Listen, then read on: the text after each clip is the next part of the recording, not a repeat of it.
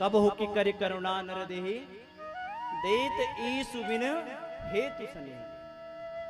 ना जाने कौन सी करुणा करके, ना जाने कौन सी कृपा करके उस परमात्मा ने हमें मानव तन दिया ताकि हम परमात्मा का भजन कर सके।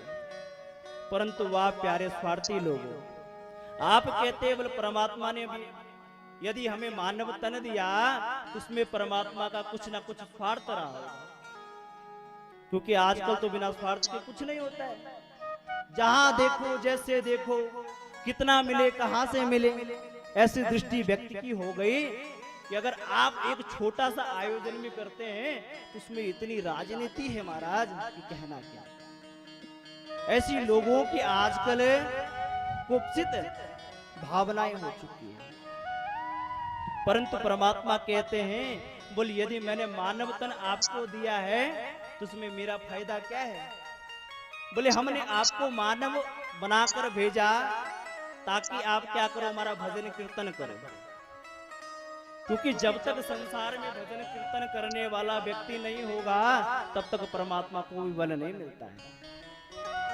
अरे भाई मानव तन दिया परमात्मा ने, गिफ्ट है तो गिफ्ट को तो संभाल के रखना चाहिए। और जितना सुंदर और महंगा गिफ्ट हो उसे उतने ही लॉकर में संभालते कि नहीं संभालते। तो परमात्मा ने करुणा करके गिफ्ट देकर ये मानव शरीर हमें दिया ताकि हम परमात्मा का भजन करें। इसमें केवल परमात्मा की कृपा है। एक बार क्या हुआ, एक विद्यार्थी ने परीक्षा दी और परीक्षा में आए थे 10 प्रश्न। उनमें से कुछ प्रश्न क्या थे, वैकल्पिक थे, इसे करो या इसे करो। और विद्यार्थी बड़ा होशियार था, उसने क्या करा, सारे के सारे प्रश्न हल कर दिए और नीचे और लिख दिया बोले परीक्षक महोदय बोले जिसे चाहो उसे जांच लो। जब परीक्षा जांचने वाले ने ये पढ़ा बोले बड़ा अहंकारी है। अगर दिमाग घूम गया ना तो जो प्रश्न सही किया उसे काट करके गलत प्रश्न को जांचना प्रारंभ कर देगा और आपको फेल कर देगा महाराज। परंतु वही अगर कृपा का स्वरूप आ गया बोले चाहे कैसे भी है, बोले अहंकार तो है परंतु बड़ा होशियार भी है, मेधावी भी है, तो गलत प्रश्न को काट कर सही प्रश्न को जांच लेगा। तो ये परमात्मा की कृपा है। परमात्मा ने कृपा करके हमें मानव देह प्राप्त दिया। इसमें केवल परमात्मा का कोई स्वार्थ नहीं है महाराज, परंतु हम स्वार्थी लोगों को इसमें स्वार्थ लगता है। इसलिए व्यक्ति को अहंकार नहीं करना चाहिए। यदि आप अहंकार करोगे तो एक दिन ऐसा आएगा कि सारा का सारा अहंकार आपका धरा सा धरा रह जाएगा।